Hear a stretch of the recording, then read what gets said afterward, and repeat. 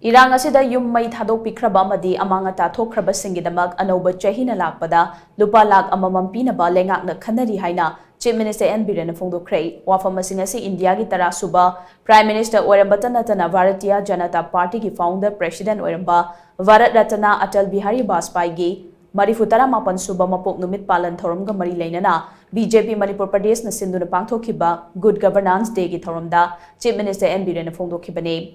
LEINGAK Minister MLA AMADI BJP Manipur Pradesh ki maruoiba thomi sing AMADI Karya Karta Kayana saruk yaduna ngasi Palace Compound da leiba City Convention Center da pangthokhiba thoram aduda Chief Minister BIREN hai akiba leitraba India iba paba haitaba leitaba India amadi ningba thungdaba leitaba India gi wakhalon hawdokpiramba Atal Bihari Vajpayee na Chalamba lambida India ki Prime Minister Narendra Modi na suchatuna India asi malemda maming leiba leibak ama oiri Atal Bihari Vajpayee na founder president oiduna hawdokpiramba BJP gumba political party amada yauduna mahakna chalamba liklamba dutung inaduna miyam gi seba tawba fangjaba silaibak phabane Atal Bihari Vajpayee gi good governance da miyambu wahanganu haiba wakhalon aduda yumphamoiraga state LEINGAK asina miyam gi damak tongan be scheme kaya paikhatuna lakli good governance da transparency leiba amadi corruption leitana miyam ga punna chatminaba changi LEINGAK leiba si miyam gi awaba amadi miyam gi apamba adu pangthoknaba leibani miyam gi awada pasing adu mensin na bahonabada LEINGAK na lokhalakpa thabak thoram singda miyam na cooperation piba mathau tai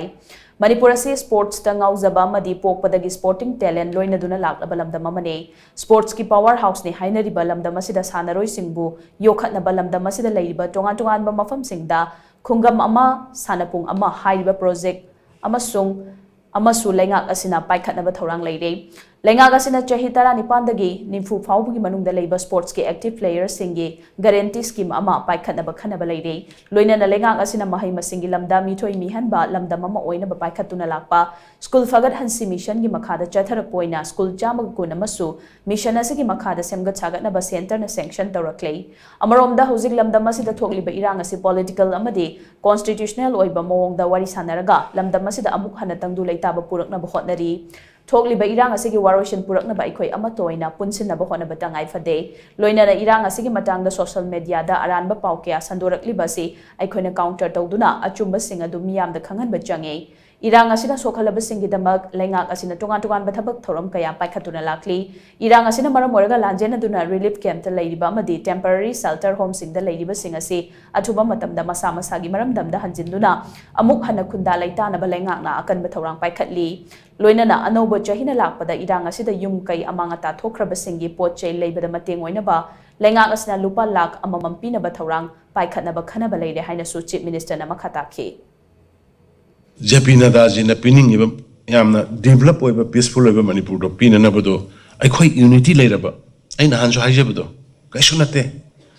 Manipur yam parks over Minata the Manipur city full drop talent. Quite missing say talent not full when a labor do state of money. I don't know, was it Toiba what talks you? I quite machine Punjala Matung Deda. Atopo area gi sil nauk sing su matang poi wari phauna na sana na torkana mini pu wari sana ra ga de pelakani adu madu gi thak do khoi party gi oina khoi atatai oina akhoi myam punna amato oina sanction minasi akhoi khara transparency leisi corruption tawgum si adu ga akhoi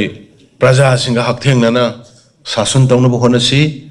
Aduga Yaragadi Honorable Minister Shingshu I have to me, I'm going to mini Kangde Natraka Delhi when Unabani Kangde Unabu, Aduga party than Hai Pamba Horambasu party Pambiro.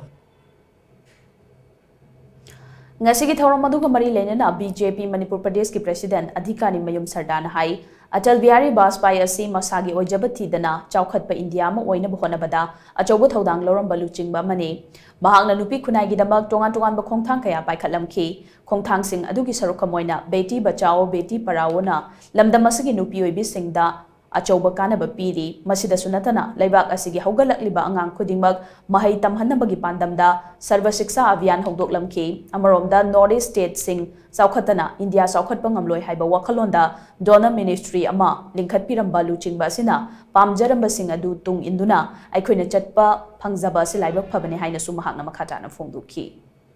aikhoina future gi damakta yamna aphaba lairik laisu haiba yamna tonga talent leiba adugumba angang ama buddhi lausing leiba angang ama puthukya haiba taragadi adugumba aikoi gi generation ado miki thi oiba angang gi oyaningdaba adugumba wakhalol aduna maram oyakana aikoi na health camp asi tawraga mental health awareness tagi howrakanda adugumba aikoi gi honorable chief minister amadi health minister na adugumba best level da makoi da piba yaba mateng pira kanda adugumba mama singa do nasidi mama